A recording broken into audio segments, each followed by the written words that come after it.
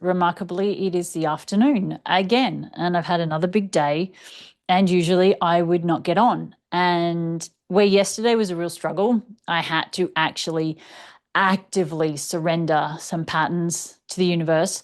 Today, it was a no-brainer. It's like, yeah, okay, I've got to get on after I fed everybody. Yep, okay, here I am. There was no struggle, there was no sabotage, there were no patterns, there was no trauma, there was no stories, there was no feelings. It was, yep, okay, this is when I'm doing it. Bring it on, let's do it. And for me, it kind of shows that what I'm doing is creating such a fundamental change. And I get that you're probably sitting there going, what? That's not such a big deal.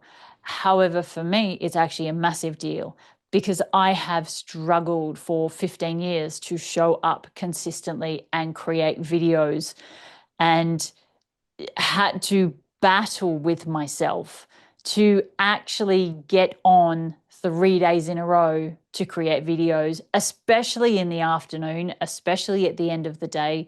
This is usually my wind down time. This is my sit down and watch something time. This is when because I've spent most of the morning actively doing something, whether that's cleaning, gardening, out somewhere with my daughter, whatever it is, usually this is a wind down time, not start working time. And this is me starting to work. I now have, however long it is, please excuse my dogs barking if you can hear them.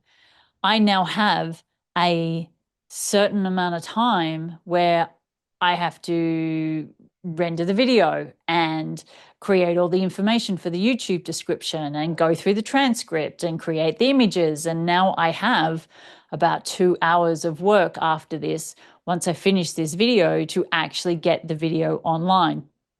And for me, this is unusual. It's unheard of. I would not ever, ever in the past, let's say the past 15 years, I would not sit here at this time in the afternoon and actively create a video and do it without any triggers or without me having to force myself. But this afternoon, there was no force, really. It happened with complete ease. This was a natural progression into my next day. And so I'm at day 3 and I'm looking, going, holy bejeezleberries, if I have in 3 days of surrendering just some really simple patterns created such a big shift with something that I've battled with for such a long time. To be able to sit here and do this with ease, I'm sitting here thinking, well, what is it going to look like by day 30?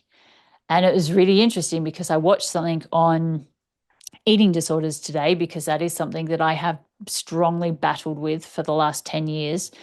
And it was interesting because the way through any kind of restrictive eating disorder is through a new habit pattern. And what was said is that you create a new habit and then you get the celebration afterwards, you get the reward afterwards. However, for most people, eating is the reward, the flavor, the taste, the sensations, all of that sort of stuff. For some people, it's the cooking. The cooking is the reward. And then sitting down and eating is like the cherry on top. For me, the cooking is the punishment. And then the eating is, oh, I really don't want to eat this because it's just going to taste like cardboard, because everything I eat at the moment tastes like cardboard, which is part of the um, the eating disorder, the brain functions that come with the eating disorder, is that it can really make everything taste like cardboard, with exception to a handful of things. Organic ice cream, yum. Fruit, any kind of fruit I can take, happily eat fruit and organic ice cream all day, every day. And I say organic because, again, that's part of my restrictive, right? It's that judgment that I have on myself. If I eat anything non-organic, then that means I'm bad. I should be punished. I can't tell you where that came from. My mum certainly didn't eat organic food. No one in my family eats organic food. I am the only one that is hardcore organic food. It's started as a passion in my early 20s, and then just over the last 30 years, it somewhere along the line became an obsession. And that's where it becomes a problem, right? Something that becomes an obsession is no longer driven through passion, it's now driven through fear and punishment. So it's that trying to change that back again. And it's interesting. I'm kind of tying this in to what I'm talking about because we all have these drivers that where sometimes things were a passion and now they're more a fear or a punishment. The driver is fear or punishment, or we have these things that we want to create and we're not creating them because of fear and punishment. And if you can identify some of these patterns that are surrounding what you're trying to create. So let's say you're someone who is trying to create a healthier body and you keep going back to the same foods, or you keep going back to picking up your phone instead of exercising, or you keep going back to an old habit and you want to change that habit. There are so many different ways to do it. For me, it's not about changing the habit. It's not about changing my thoughts. It's not about changing my actions. It's not about any of those things as the first step. For me, and this is why I want to use this as an example for myself, exactly what I just did in the last 3 days of working at trying to show up consistently on YouTube. 3 days in a row for me is consistent. I know that seems strange when you have YouTubers that have been showing up for 20 years, 2 or 3 times a week. They clearly do not have the sabotage patterns that some of us actually have. So for me, I want to use what I've just experienced in the last 3 days and shift it over to my eating, which can be used for anything really, which is to start surrendering some of those feelings. So that would look like me sitting and imagining myself cooking and then having the feelings coming up and surrendering those feelings as they're coming up. And then the next day, perhaps actually looking up a recipe and then noticing the feelings that are coming up and surrendering those and the thoughts and surrendering those to the universe. And then another day taking an action, actually taking the action to get the recipe and get the ingredients out while surrendering the feelings to the universe. And yes, you know what? This is a monumental pain in the butt. Again, my dogs are barking. I'm so sorry. There's not much I can do about it. They're all the way out there. um, and it is this, for me, it's this process of just unraveling step by step by step by step, layer by layer. If you've been in the self-development world, you probably understand about the concept of layers, where there's something at the core of everything. And then you work through the layers until you get to that core. And then once the core is gone, you can then move about your day without any triggers.